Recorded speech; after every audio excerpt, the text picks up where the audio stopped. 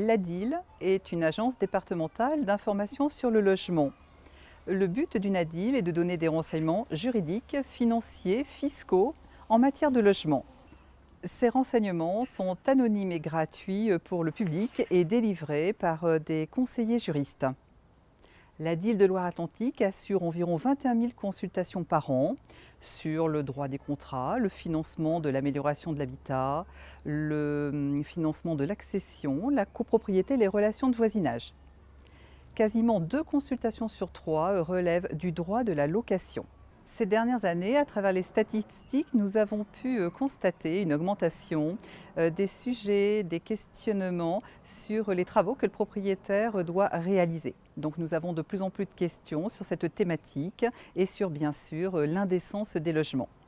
En pratique, les locataires qui se déplacent à l'ADIL ou qui nous appellent par téléphone ne vont pas directement nous parler de l'indécence, mais ils vont nous expliquer les problèmes qu'ils ont dans leur logement, c'est-à-dire que les murs sont humides, que la toiture n'est plus suffisamment étanche, que les menuiseries ne sont plus en bon état, que le logement nécessite des dépenses très importantes et en même temps que l'on n'arrive pas finalement à avoir une température suffisante l'hiver, que les enfants sont malades, qu'il y a beaucoup de visites chez les médecins pour l'asthme. Donc toute cette problématique, c'est l'indécence du logement qui a été réglementée en 2002 par un décret du 30 janvier 2002, le décret Lienemann, qui fixe les normes minimales techniques qu'un logement doit respecter lorsqu'il est loué en vide ou en meublé.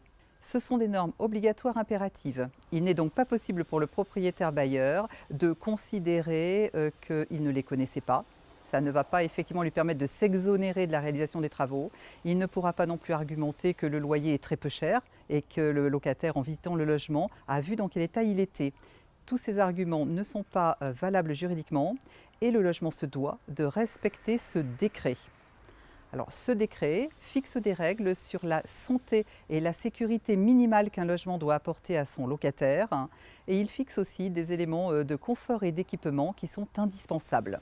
Donc très souvent, lorsque les propriétaires ne souhaitent pas réaliser des travaux qui peuvent être bien sûr d'importance par rapport au respect de ce texte, eh bien le texte de loi prévoit que le locataire doit saisir le juge du tribunal d'instance.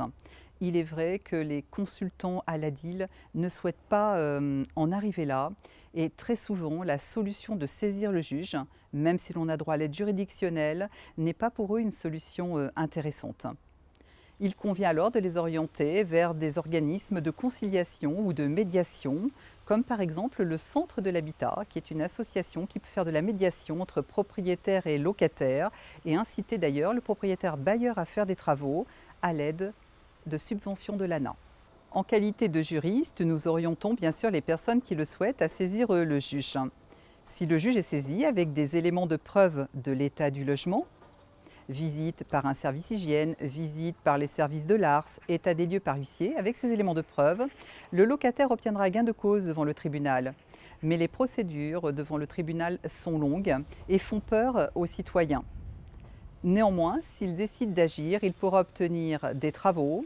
Le jugement mentionnera les délais dans lesquels le propriétaire doit les faire et le juge pourra aussi permettre au locataire de ne pas payer tout ou partie du loyer pendant un certain temps. C'est une possibilité que le juge a de prendre cette décision dans le jugement.